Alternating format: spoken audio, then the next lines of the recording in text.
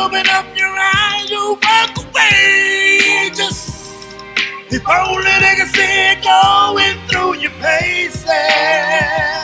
It's amazing. Weightless. Matter what people say, you're full of greatness. Time you opened up your eyes, you were courageous. If only they could see you going through your paces. It's amazing.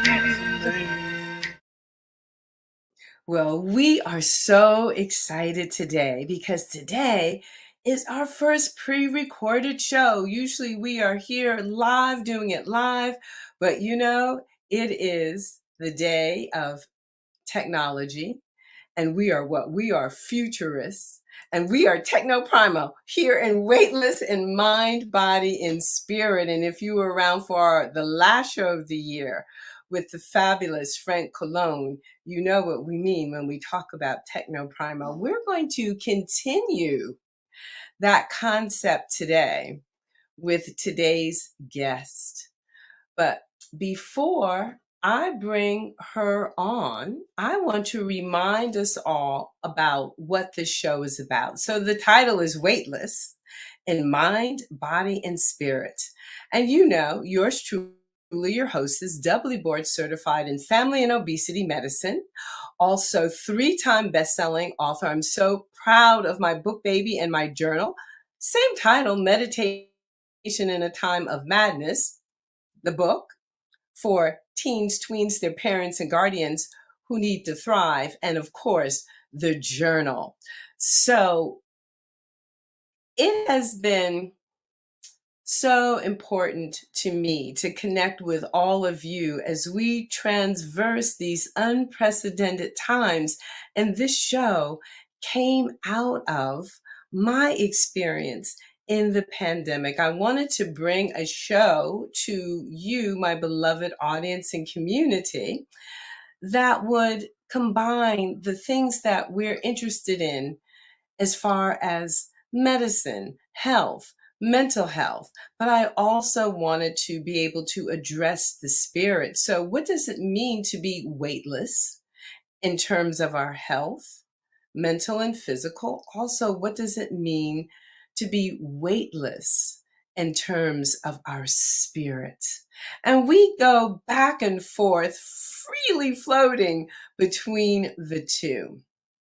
So without further ado, I'm actually going to bring my guest on camera because you know how I like to do. I like our guests to hear their accolades in real time, and you can kind of get their energetic imprint and vibe on who they are. As maybe they blush a little bit when they hear how magnificent they are. And then we're going to be talking about a subject today that is so near and dear to my heart, and that is movement. And I'll remind everybody about my story. I think there'll be an opportunity to do that because many of you do know that I was a professional dancer and choreographer solely before I went to medical school and became a medical doctor. And I still to this day continue my efforts as a creative, as an artist. As a matter of fact, I am sure to be going back full circle where I'll probably end my professional life as I began it, on stage in front of an audience, sharing that transformation, that healing, that creativity, that enlivenment, that entrainment, that engagement. So, my beloveds, let us meet my friend and soon to be your friend, the beautiful, the brilliant, Dr. S. Ama Ray.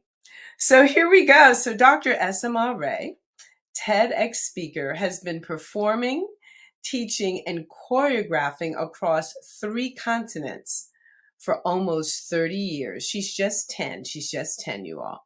Performing and touring with the London Contemporary Dance Theatre and Rambert Dance Company across the UK, USA, and Europe.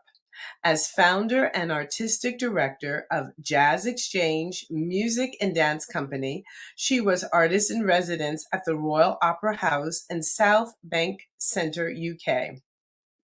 Improvisation, often seen as the dominion of jazz music, is also synonymous with creativity. And in 2021, she has launched a new program to bring this insight into the lives of everyday people through a body-mind practice called JIM, J-I-M, Joy in Motion. This work emerges out of a methodology she created known as embodiology. It originates from a study of improvisation identified within West African performance practices through which 6 principles were identified and I can't pronounce this word, iteratively tested in Western performance contexts to attain their performance efficacy. Committed to recognizing those origins, her organization gives royalties back to the rural community with whom she studies, Uwe dance and music. These principles are now being translated and applied to illustrate different areas of human communication across fields such as medical humanities, music, leadership, child development, and somatic coaching. Recent publications include chapters in British Dance, Black Roots, and the Oxford Handbook of Improvisation. This virtual iteration, developed during the COVID-19 pandemic, led to her provide series to the Susan Samueli Integrative Health Institute at the University of California, Irvine, a former National Endowment for Science, Technology, and the Arts Fellow, a UK version of the MacArthur Awards. She began her exploration into performance and technology through a concept known as text territory produced by Future Physical. These digital terrains continue to be explored through AI for Africa as initiative she co-founded with choreographers, data scientists, artists, scholars, and entrepreneurs in 2020. Alongside artistic practice, she continues her intellectual pursuits, receiving the African Diaspora Emerging Scholar Award from the Comparative International Education Society in 2018.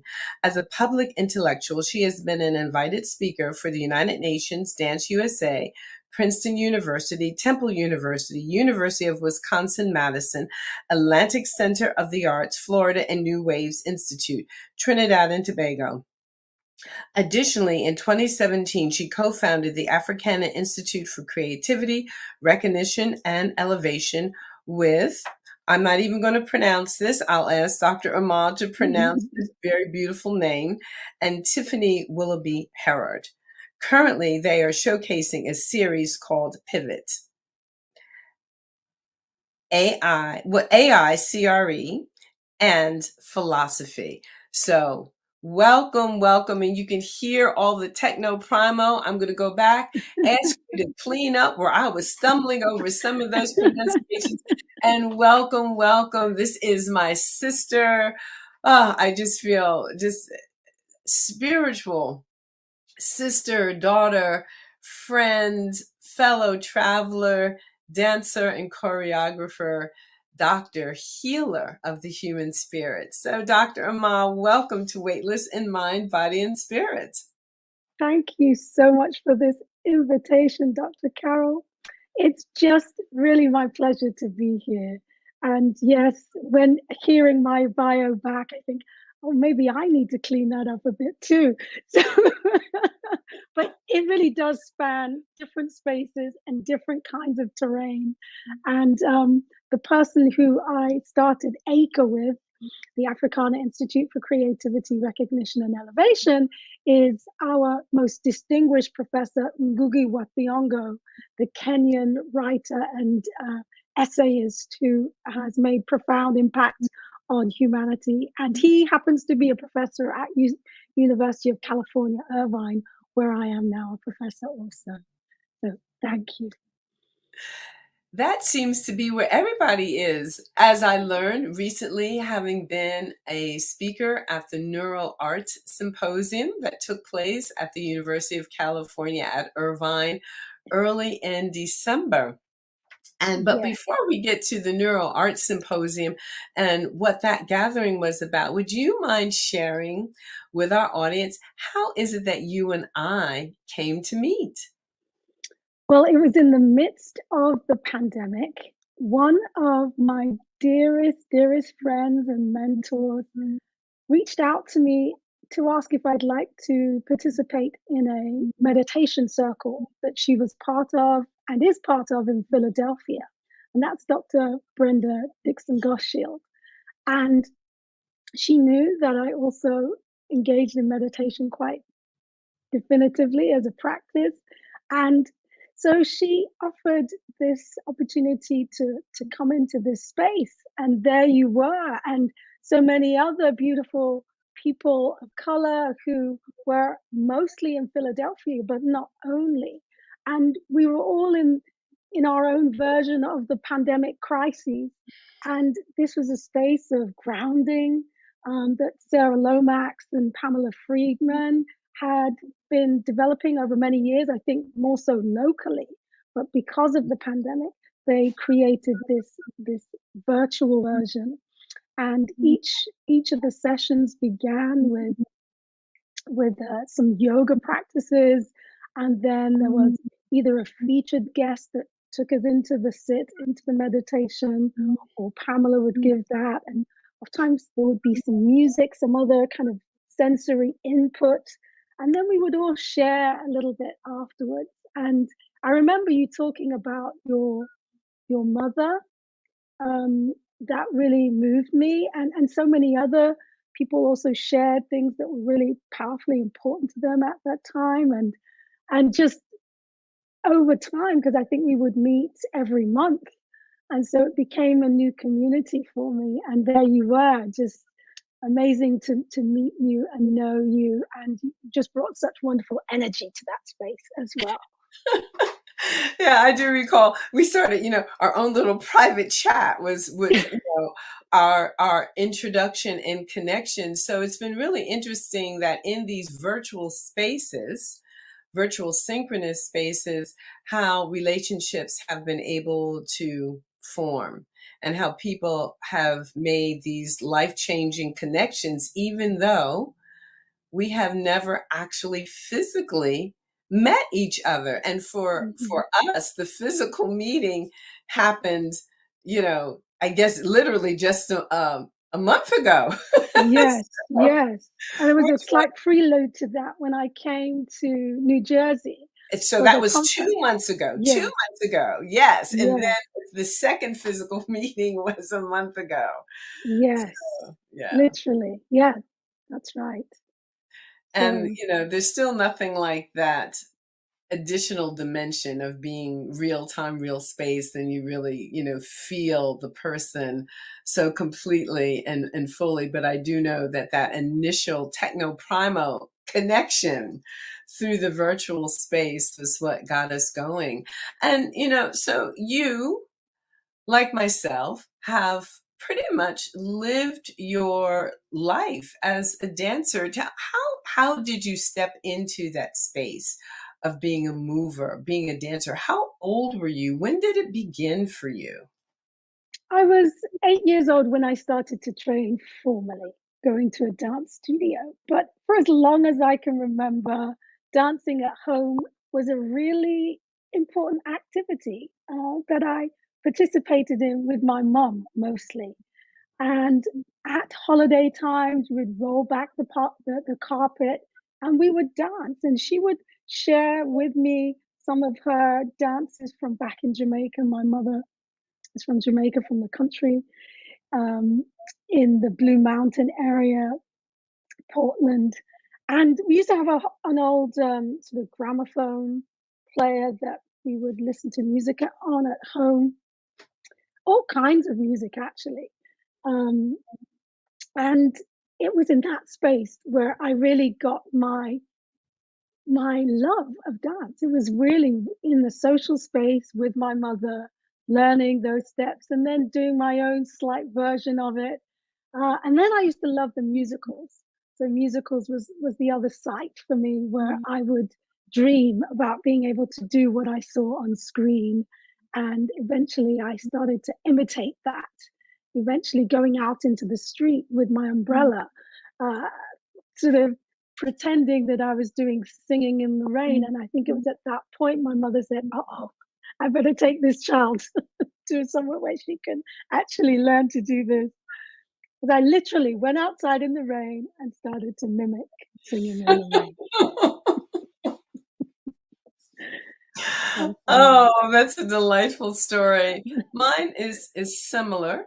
My memories actually go back to being 3 years old. My mother took me to put me in formal dance lessons. My mother had always wanted to study ballet, but where we were in New Jersey, that wasn't available to African American children. So my mom never did have the opportunity to study ballet, but she thought, aha, if I have a daughter, this is what we are going to do. So she was able to find a ballet teacher. It was a Russian woman, Madame Slavinska. I'll never forget her, who was my very first dance teacher.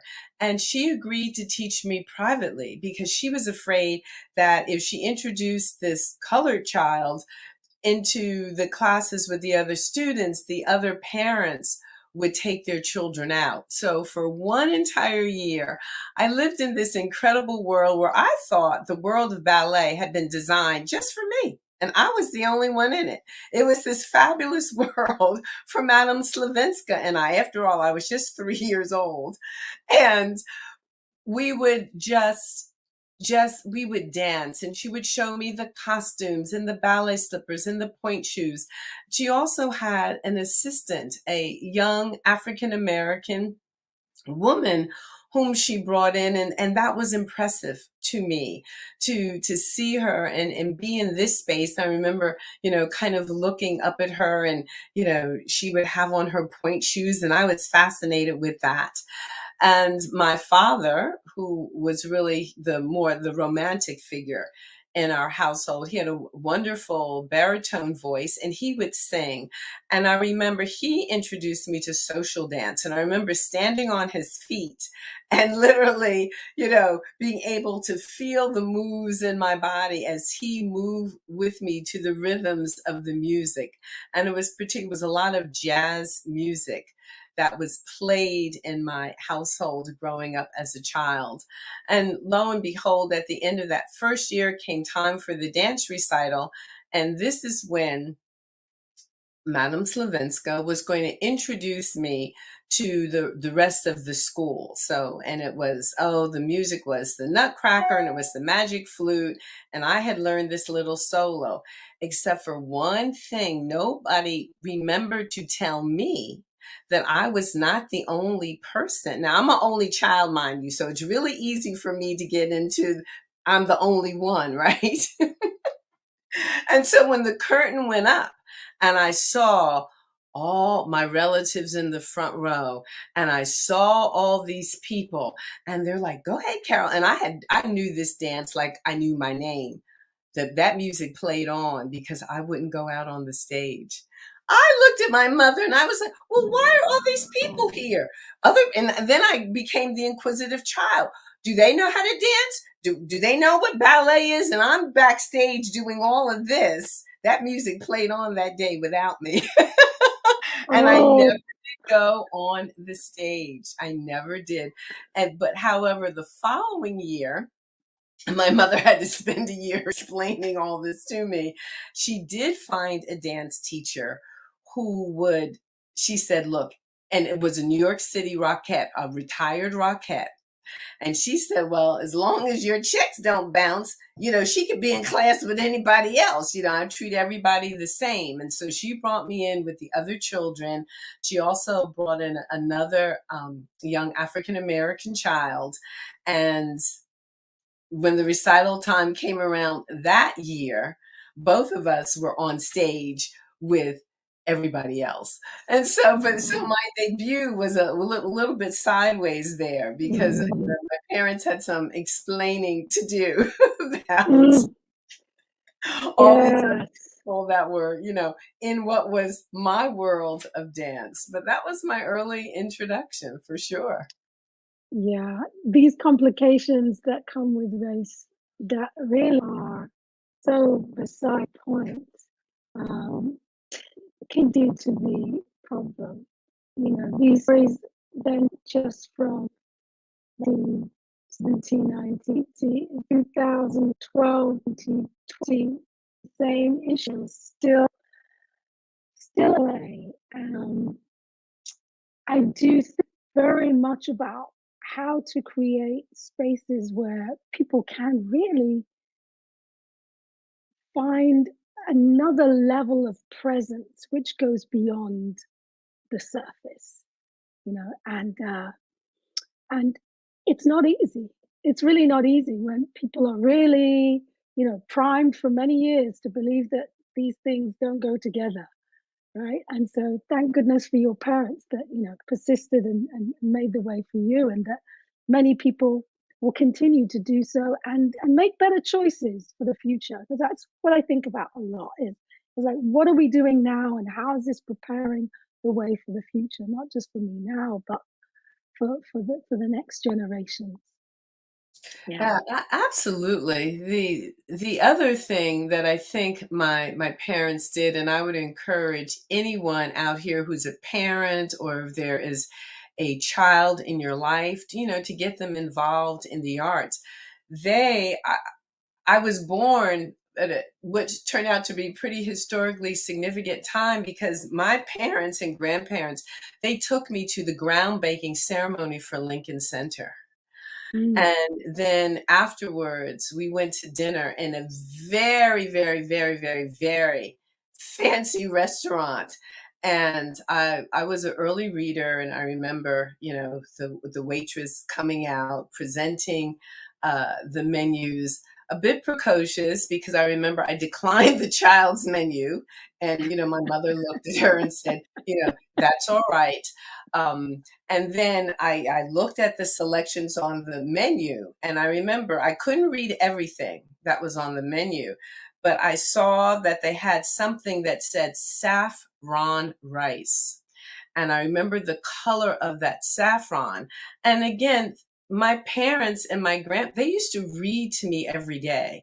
And one of the things my grandmother used to read to me about the foods of India. So I knew what saffron was, and I knew what the color was, and I knew what and so the waitress, again, she looks at my mother and says, so does she know what she's ordering? And my mother's reply was, well, apparently she does. She's asked for saffron rice. Would you please bring her the saffron rice?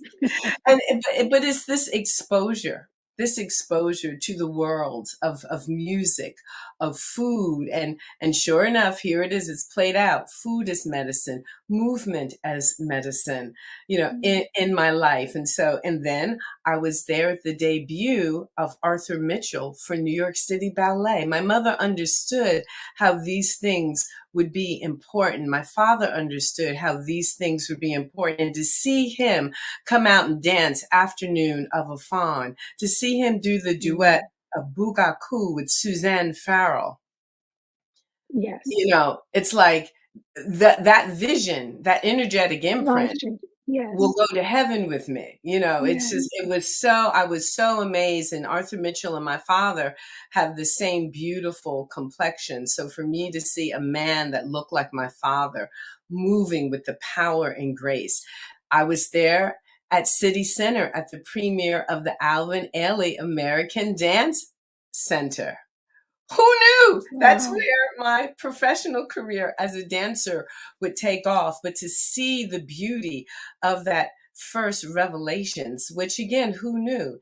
Still, how many 50 Mm.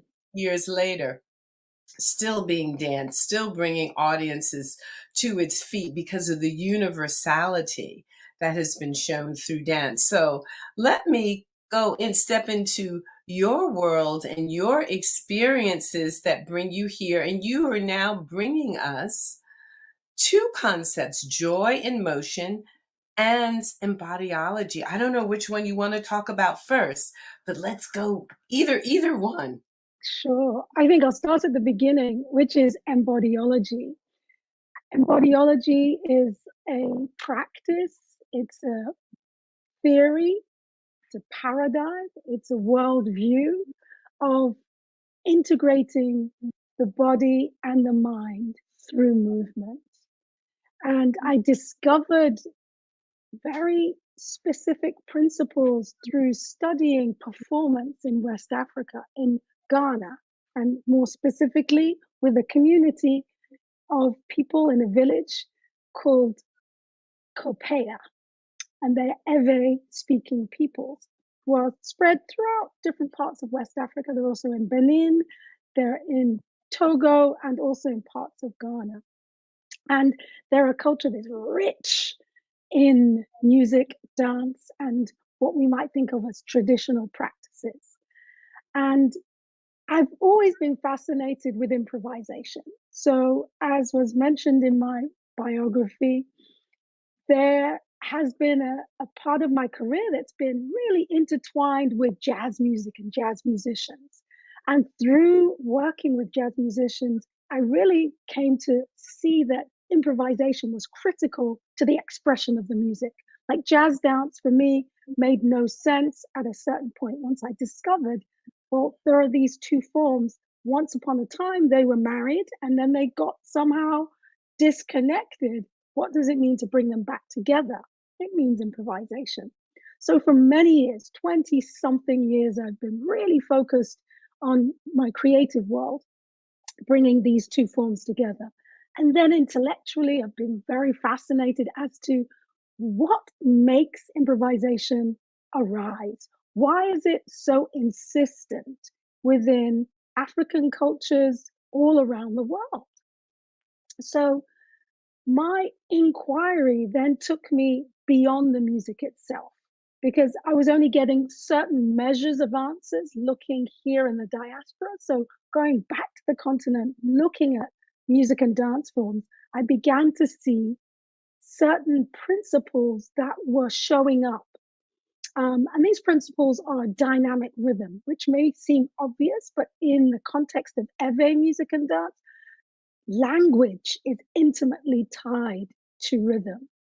Rhythm is born, Ewe music is born of spoken language.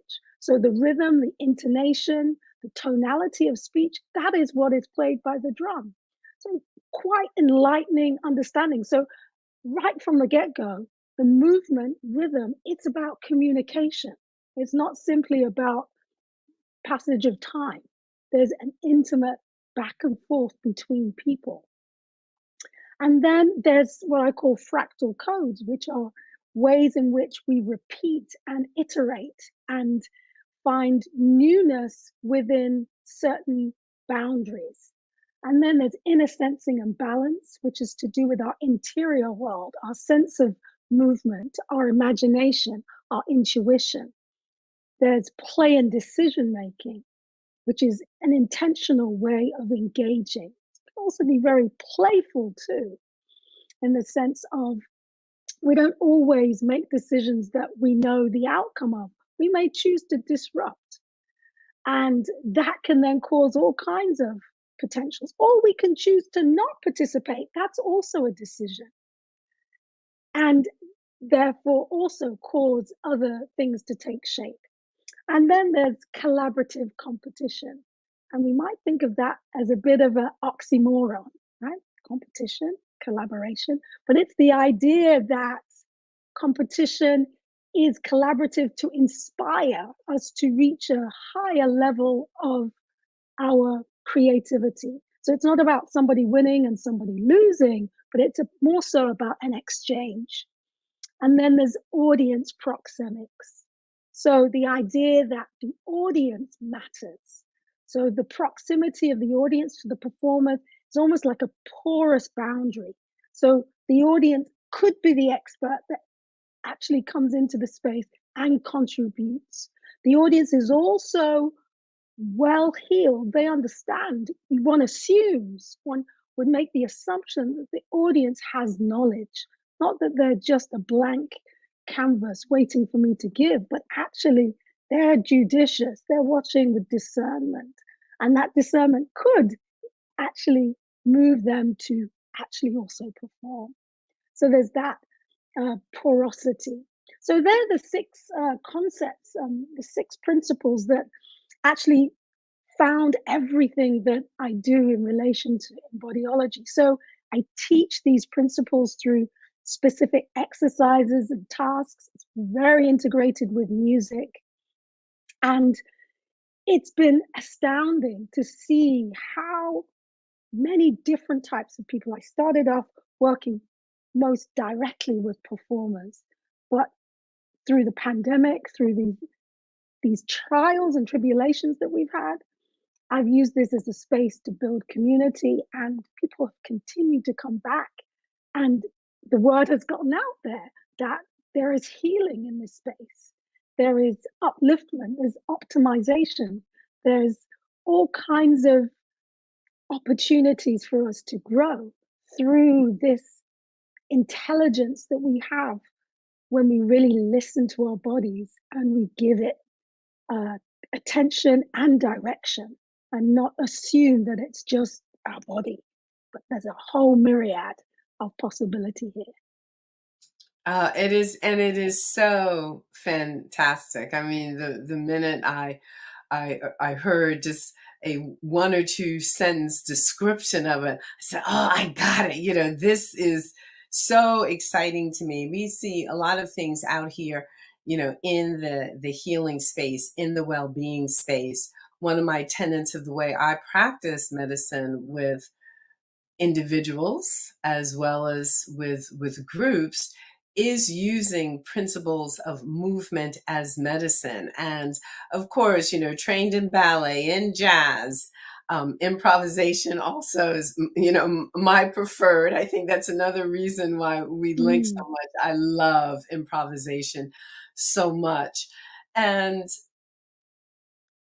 you know to have this embodiology, and I say it is African centered, and a wisdom that comes from it, these ancient wisdom traditions that are so rich. It's another voice, and it is the voice that I would like to see centered in the well-being community for many reasons, not the least of which Africa is the mother of us all. It is where we find the mitochondria from which all of humanity descends. And it is just so exciting that you're, working on this and putting this all together.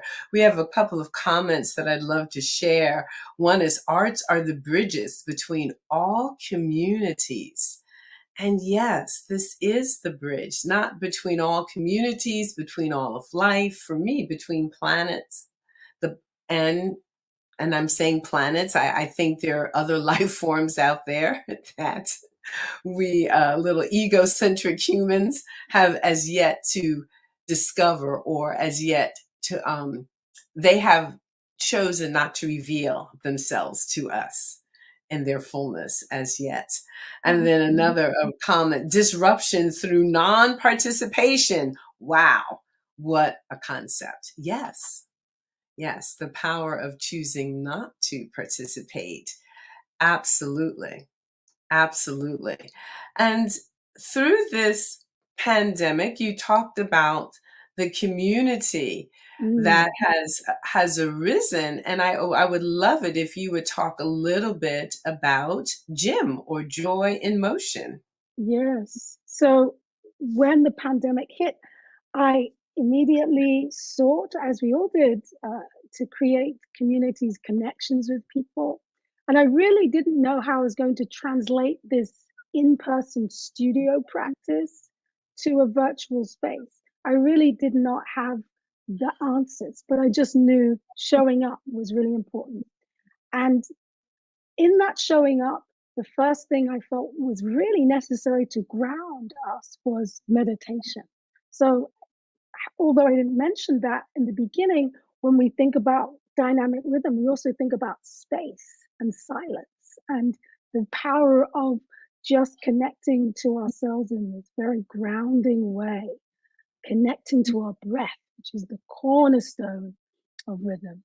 So, this space evolved and has become a practice that has opened itself up to many different people.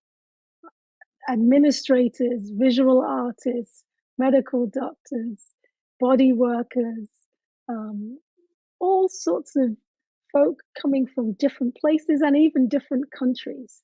And we come together on a Saturday at 10 a.m. Pacific, 1 p.m. Eastern, and the class lasts for 1 hour. It's very interactive, although we're not in the same physical space.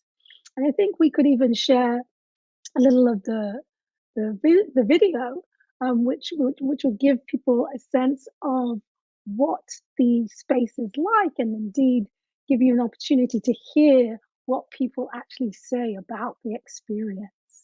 I would love to do just that. So I'm introducing a little video clip where you'll see these beautiful bodies moving in space, embodied in many different ways.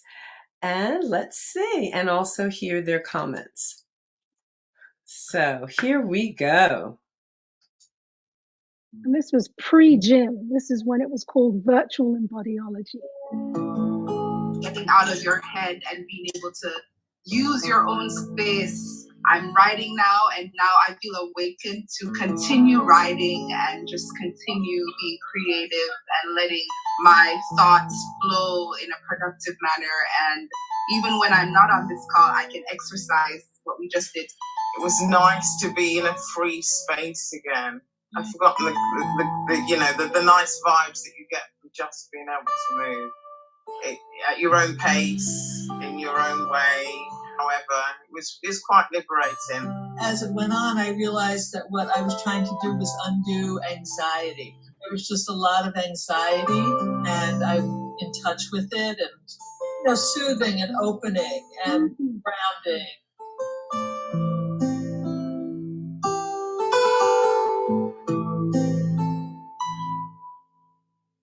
And so sometimes we'll have live music, so a musician will also come to be in the space with Out us. of your head and being able to use your own.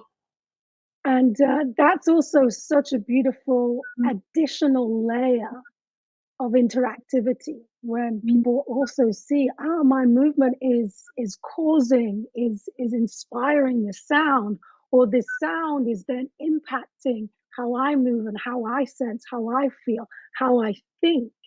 So that dynamism is a really important part of the deep listening that we do in this space.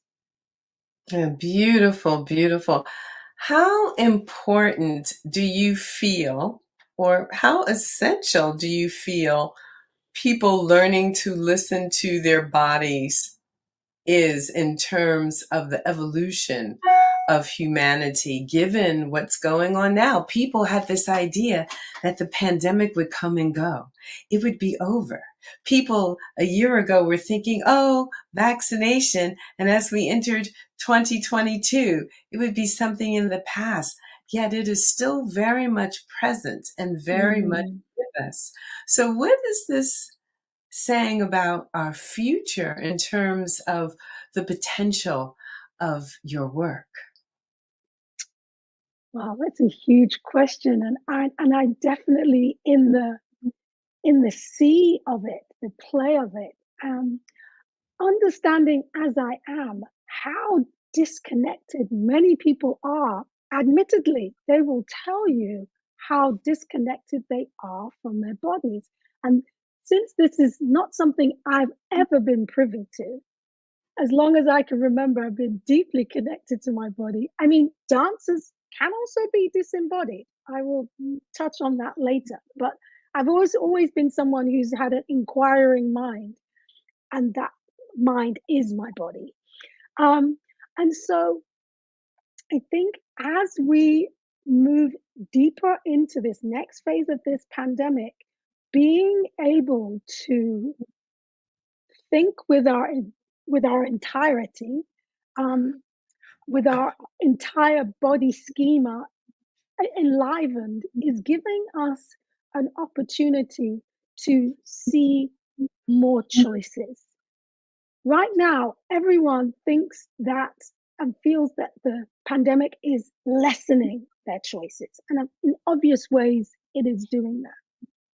But there's also an interior landscape within us that can help us to see that constraints are material, but our liberty within our own bodies, our capacity to live is as alive as it ever was.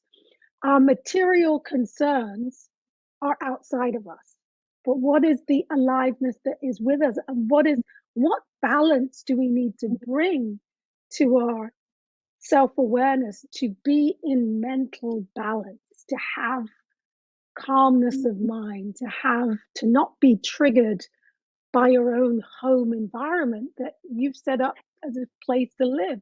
How many people have sort of said that they're going stir crazy because they're inside their home, the home that they've designed? Of course, in some cases, there are people who are living in very extreme confines, and I'm not talking, but I'm talking about many people who would not see themselves as having constraints in terms of their environment. Suddenly, it's become something else, and that starts, I think, within how you feel within your own body and within your own body and mind. And so, our imagination is the gateway to everything. And if we practice being connected with our imagination, the confines of environment have less impact. You have to think about, look what Nelson Mandela was able to do after 26 years. If that wasn't the use of imagination, I don't know what was, right? So we have more capacity within us than we do externally. And I think that's a huge part of, I think, what of realizing our capacity as human beings, starting from the interior. Well, it's so amazing. Right now, we have some just incredible spiritual beings who shared time with us, having a human experience, who have made their transition. So you mentioned Nelson Mandela. What he did with that 27 years of solitary confinement, and when he came out, changed the world. Changed the world. It was so amazing. Bell Hooks, the powerful avatar with words, who has made her transition. Archbishop Desmond Tutu, who made his transition. And these are just some, big names that the world knows. Oh my goodness, the comedian Betty White, an age mate of my mom, who would have been 100 on January 17th. Making her transition and the energetic imprint. And these are people who brought great imagination. And, I think of, and, in the small way, my own example. And again, that concept of the body as mind and the importance of being able to go inside and listen, be in that still space to hear these messages, because oftentimes when the body speaks to us, it doesn't speak to us necessarily in the language, our mother tongue. It comes in other ways of knowing, other ways of informing us. And sometimes we have to get still to receive this. But it's interesting because just before the pandemic, my husband and I imagined what we would like our home to be. So I'm living in a family home, and we imagined this addition to our house for the one day, for the future. And we imagined that we each wanted to have a space. He wanted to have an office and a sound studio. I wanted to have an office and a dance studio. And lo and behold, we created this space. We brought it into being, but in our imagination, it was for some future date. Well, lo and behold, the pandemic happened, and we have spent more time in this space, from now, it's the future became our immediate now. And I think so when you talk about this, and even when we look at people moving in their space, in that little clip that we saw, I asked the question for people to begin to imagine what it is that they need in their here and now, because the future arrived very suddenly and very unexpectedly for many of us. And so every day I'm so grateful because, wow, this someday future space that I was going to be spending time in, I've been in every day for the Yes. past 2 years, and looks like that will, continue to be Yeah. the construct. We have a comment here: life is an inside job. Yes, it is an inside, Hmm. and it does Yes. begin Yes. with this. Yes. Mind and body are far more intraconnected than we are taught. That Yes. is so very true. Thank you both for the work and the Yes. leadership. Yes, Um, and thank you. Thank you. Yes. So, here we are, and helping people to see that possibility for themselves, to yes. create that space Yes. for themselves, even without having to put an addition on your home. However, when you think about, if you do have such opportunities and you think about, well, what is it that I'm needing in my life? Mm. And really Yes. be still with that, Yes. and Yes. that answer. And what does that look like? What Yes. does that look like? And how will And that manifest? yes. Yeah. And also what's already also here, right? So for example, we have an exercise in joy in motion where I focus on being cognitively connected to the space that you're in. So everyone being in these small office-like spaces, taking no account, right? So we constantly filter out what's the mundane, if you will. But suddenly paying attention to what was on their walls, what was on their floors, the color of their ceilings, the choices that they made, the reason that picture is on the wall of your great aunt or your mother, suddenly the emotional connections to the space changed.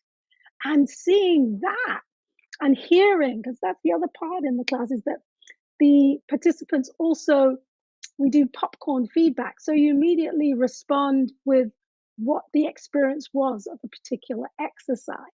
And so, for example, people would share their reorientation to the spaces that they are in, that they've perceived as very just functional, or they've just been relegated to, it's just the space I'm in. But suddenly it's been enlivened, and their whole demeanor, their whole relationship has shifted.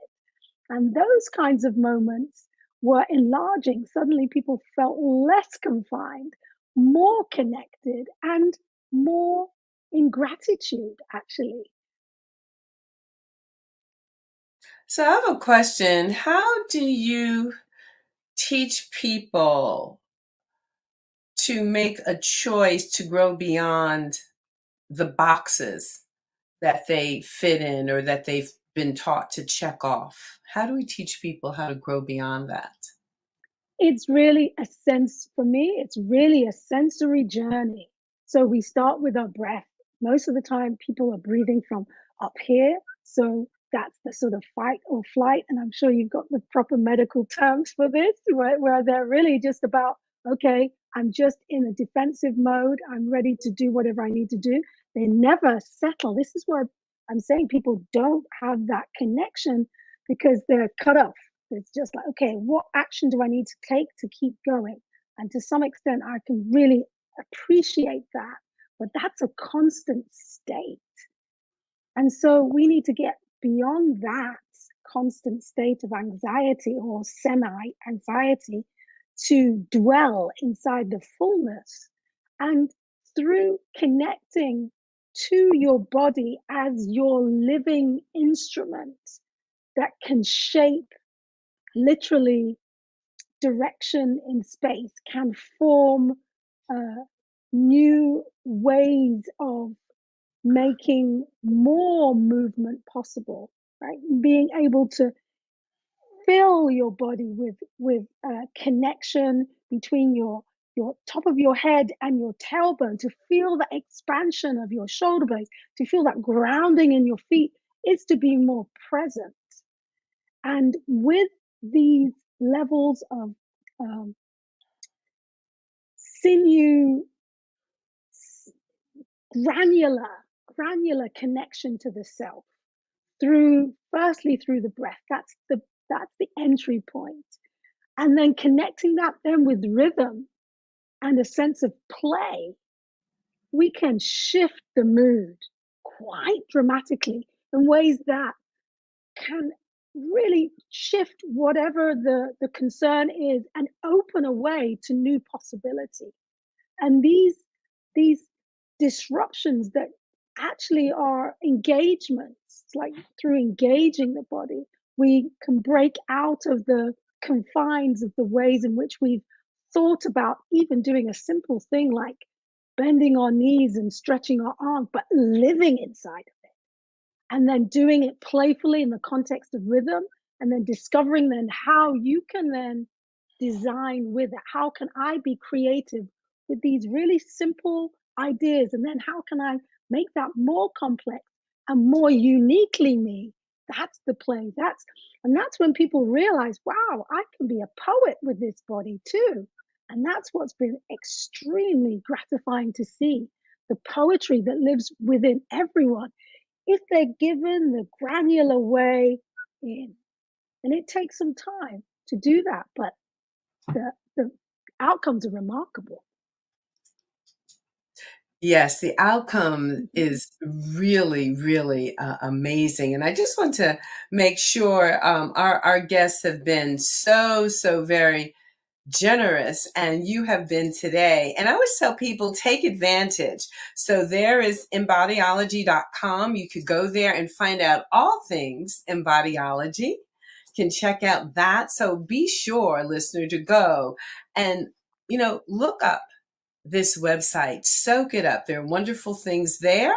You can also go to Joy in Motion, whatever your preference, but I think everything is over on embodyology.com. So very, very important. And this is something that this whole idea of embodied social justice, embodied spirituality, embodied neurobiology, something that I'm talking about. You mentioned, the medicalese, the science, and that's what I so love. I love the science behind this, because you are actually tapping into your autonomic nervous system, and you are imprinting or activating the vagus nerve with this, And that is so extraordinary and so very exciting. So you've got the two aspects of your autonomic nervous system, which you mentioned, the fight or flight. That's the sympathetic tone. And then you have that part that's this, that lets you relax, that lets you love, that lets you feel your joy. That's the parasympathetic tone. And the information is all conveyed by our 10th cranial nerve, which exits the brain at the base of the brain and goes out through all and innervates our major organ systems. So very, very, very, very powerful. And so in fact, it turns out that the human being is hardwired for these experiences. And somehow we've gotten disconnected from that. So I think part of my mission in life, and I think part of the power of you and I joining together, it's like, can't have an army of one, but you can definitely have an army of two, and all the other people that are like-minded to bring this forward. It is another way of knowing, another way of living, another way of being in the world. And we have a comment here. That was remarkable. The realization of being a poet with the body. Yes, it is with this body that we write our poetry every day, every movement, every breath, because of course, this part of the central nervous system is activated by the breath. And this is why it all begins with the breath and the power of knowing that and then being able to do it on purpose as in a practice. So thank you, thank you, thank you, thank you, thank you. Yes. I Yeah. love hearing you give the medical ease. I'm like, wow, it's doing all of this. Wow. I'm such a kid in the candy store when I'm listening to you. And it just, as you say, bringing our worlds together. It's so exciting. I'm so delighted that we have met and we were meant to meet and that we're on this journey together, because I think this African centered knowledge has got so much to bring to the world, uh, spiritually speaking, in terms of spirituality, in terms of healing, and for the most the space we have recognized indigenous practices from the East, from India, from China. Well, Africa's got a whole world to bring, and this is one iteration of that. And so I think we're charged with bringing that into the world. And this term Seselelama, knowing the world through the body, and understanding the inspiration and the globlo, which means breath, it means inspiration. These terms hopefully will bring those into parlance and people will really understand, yes, there's another way to bring myself into balance. And that this Yes. is also a modality that can help and move and change.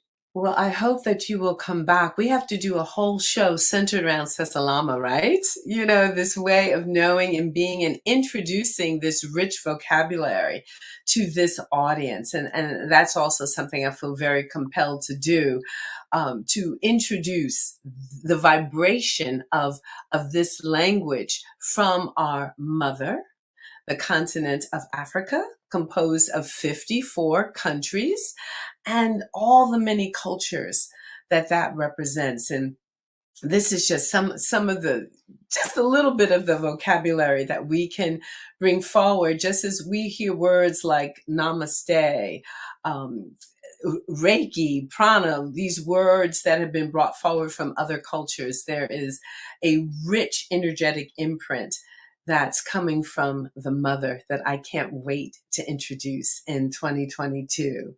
So we are about to wrap, and in his enthusiasm, we saw my partner popped on screen for a moment there. So I would be remiss if I didn't say thank you to Mr. D.M. Jones for all that he has contributed to Weightless in Mind, Body, and Spirit, and also to say welcome, Happy New Year, Ashe, and welcome to our producer, Miss Kenya Pope, who is stepping in and will carry us forward in season 7 and 8. And this is a wrap. This is a wrap. I won't let you go, though, until you promise you're going to come back again. We'll see you again, right? Oh, be my delight. Absolutely. So thank you, Dr. Amma. It is just my deepest delight to bring forward as the first show in a new season, new movement for a new day, and introduce this audience to the worlds of embodiology and joy in motion. To thank you from the bottom of my heart and on behalf of the global community, to say thank you to you publicly for your spirit, your intellect, your charm, your beauty, and your love for humanity and your purpose to help us all evolve to a higher ground. Thank you so much.